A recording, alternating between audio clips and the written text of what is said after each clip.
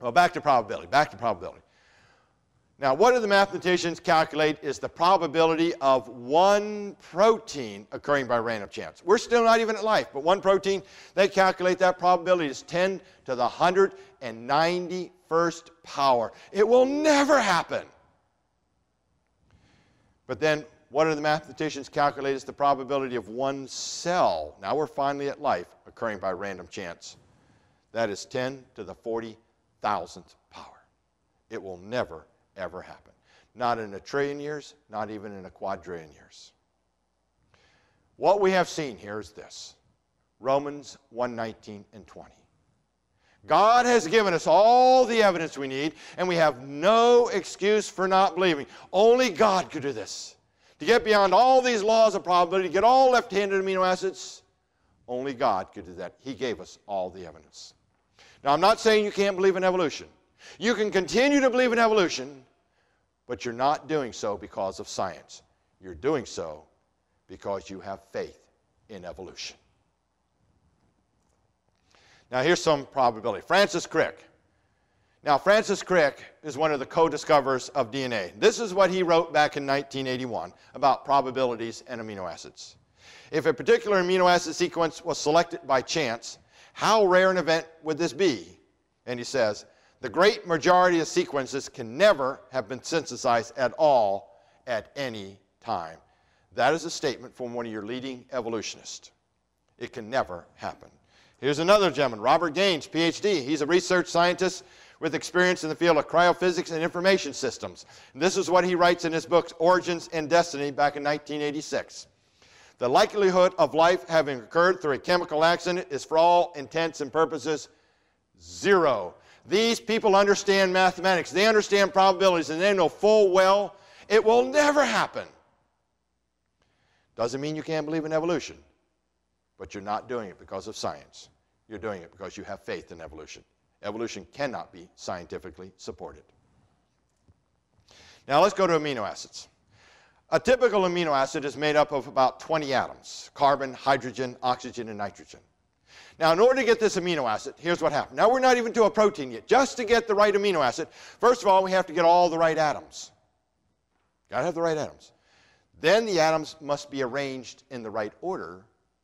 And then we have to make sure this amino acid is a left-handed amino acid.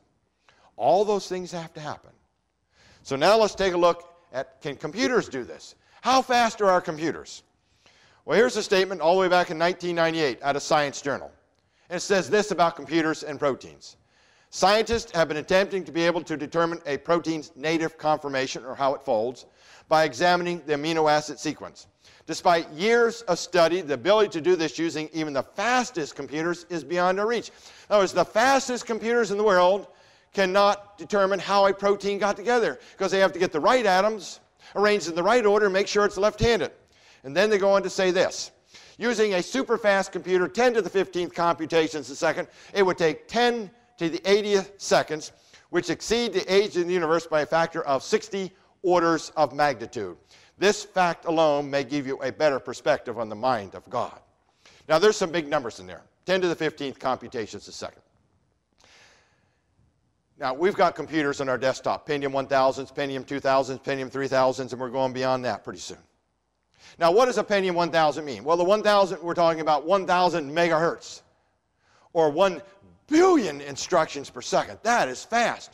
But that's nothing compared to this computer. 10 to the 15th computations a second is a quadrillion computations a second. It would take that computer over 1 trillion years to build one protein from scratch.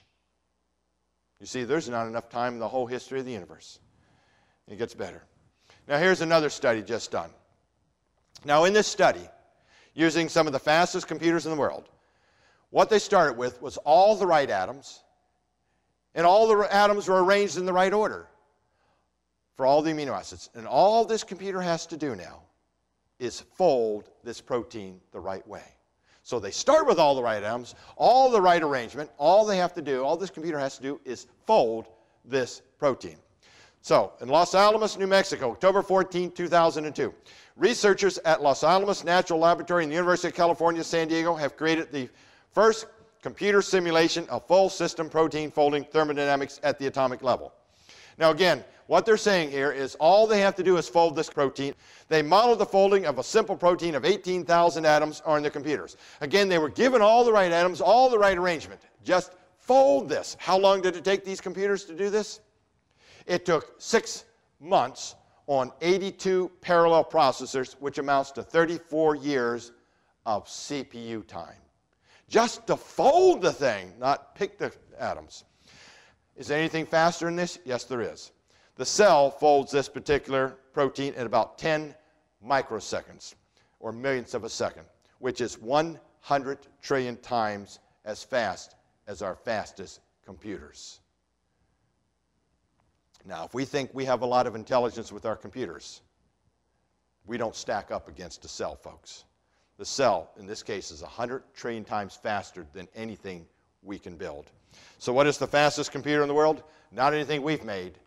It's the cell, folks. Well, let's go to the primordial soup now.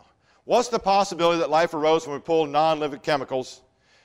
We can examine that in 3 different areas of science. We can look at chemistry, we can look at biology, and we can look at physics. Now, it's not so bad. Some of this is going to be review. We've already covered some of this. For example, chemistry. We've already looked at that, something called hydrolysis. That is the action of water decomposing molecules. Now, water is necessary for life, but it is detrimental to the origin of life. We hear things like this: water on the moon, water on Mars, water on Jupiter's moons. Then the next sentence they start talking about life up there. Folks, if there's water up there, there won't be any life, because life can't start in water. Then there's biology. We've already talked about that. Every amino acid in every protein in all life is left-handed. There are no right-handed amino acids used in proteins anywhere in life. And it gets better than that. We all have something that is called DNA. And our DNA is made up of sugars and phosphates and bases. And those sugars in our DNA can come in 2 shapes: left-handed sugars and right-handed sugars. But all the